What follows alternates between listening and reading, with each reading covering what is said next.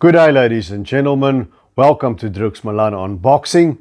We have got a great weekend ahead of us, but before that, Spear fought for the ring, the Bible of boxing, here on my right hand shoulder, of which I've been a proud contributor as a South African correspondent over the last couple of years. The print magazine, with the exception of some special collector issues that they bring out, like the Manny Pacquiao issue over here, is no more. The digital edition will carry on, so from now on it's a digital only subscription. The print magazine will only be there for collector items, and it's a sad day, but I suppose it's inevitable, and we should be grateful that the very same quality of boxing writing is going to continue, just in the online version of a magazine, as well as the blog ringtv.com.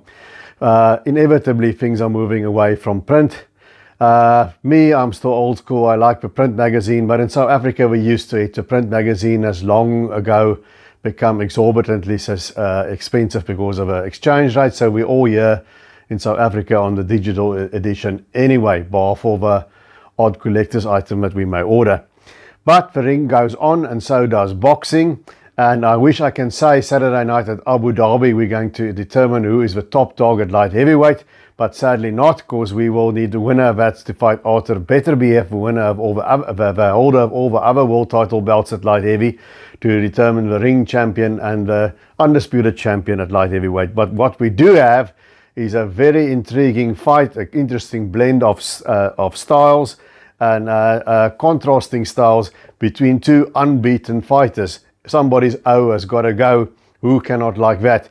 And I'm talking, of course, about Dmitrii Bivol, the sudden breakout star who upset Canelo Alvarez in his last fight, beating Canelo on points. He's going to be defending his WBA light heavyweight championship of the world, the only belt not owned by Arthur Beterbiev. He's going to be defending that against an unbeaten Mexican fighter, Gilberto Zurdo Ramirez. Now, both are unbeaten. Bivol was 20-0 with 11 knockouts, and Ramirez has got a very impressive record on paper, 44-0 with 30 knockouts. We know now, if we didn't know before, who Dmitrii Bivol is.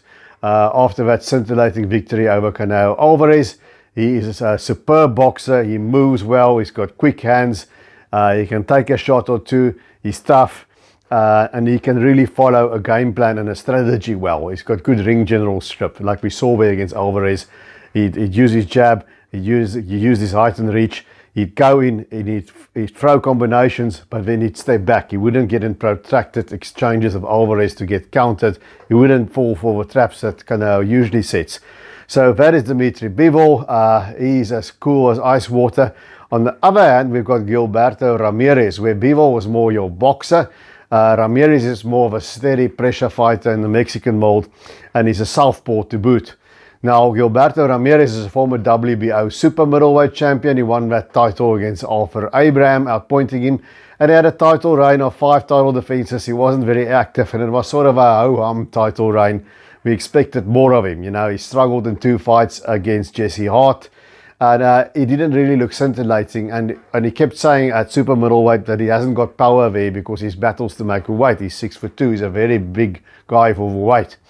And since he's moved up to light heavyweight, he's won 5 fights by stoppages. So he seems to have found his power at the heavyweight at 175 pounds at light heavyweight. So I think clearly Gilberto Ramirez is the bigger guy. He's the physically stronger guy. Age-wise, they're the same.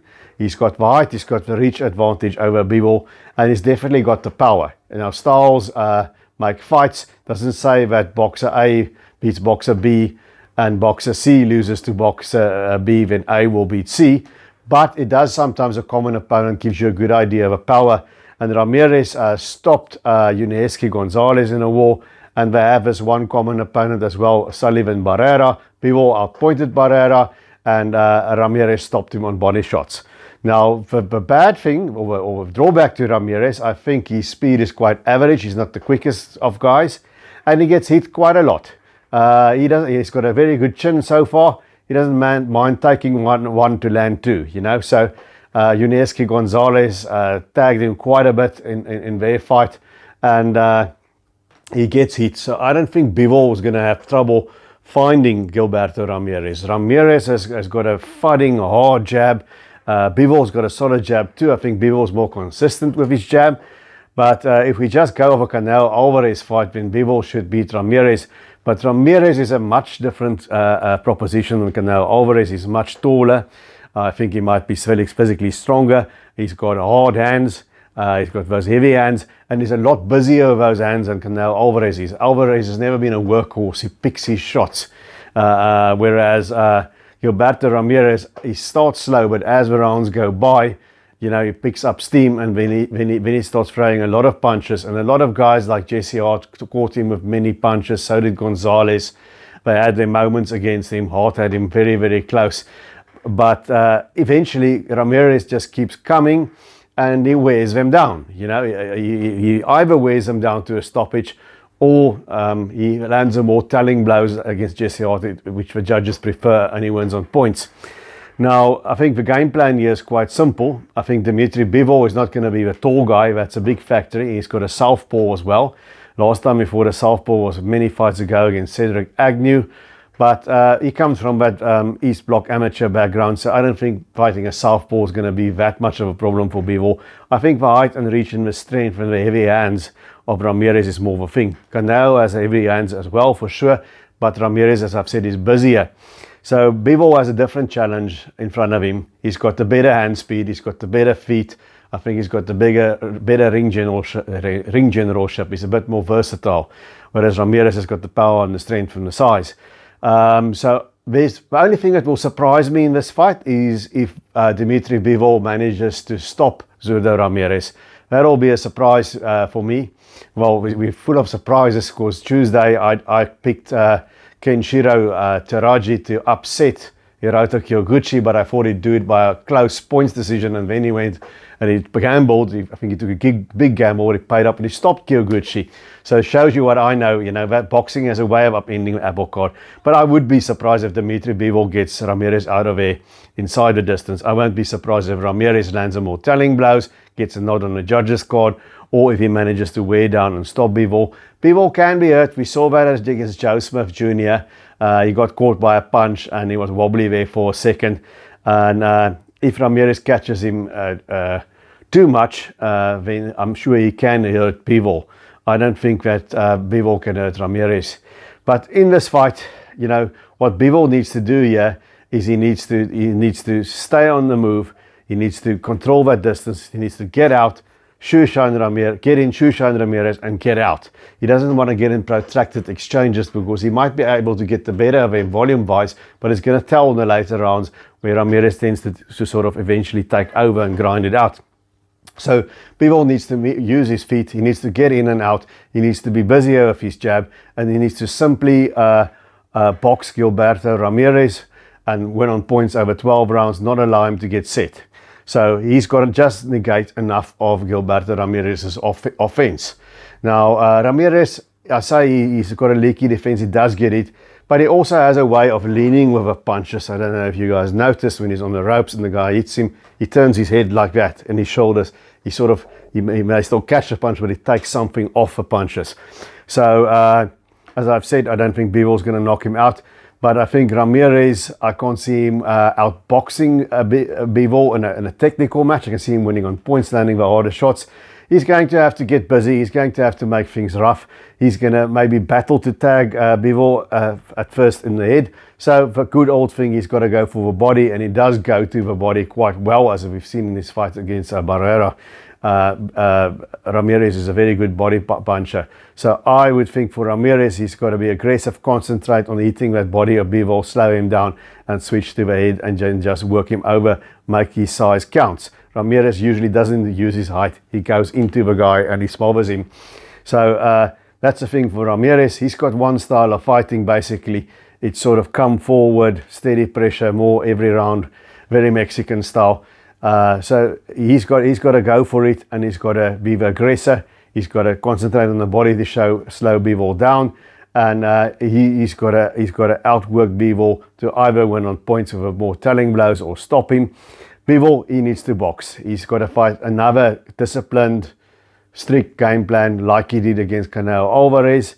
He's got a box in and out, box in and out. Now, I think Dmitrii Bivol, before he fought Alvarez, I didn't give him any chance really, because he looked to me almost progressively less impressive since he won the WBA title. And I think it's clear now that Bivol is a guy who fights up or down to the level of his opposition. And I think it's a good thing that it's straight into a fight with another very dangerous opponent, another not as big name as Canelo, but still a solid name.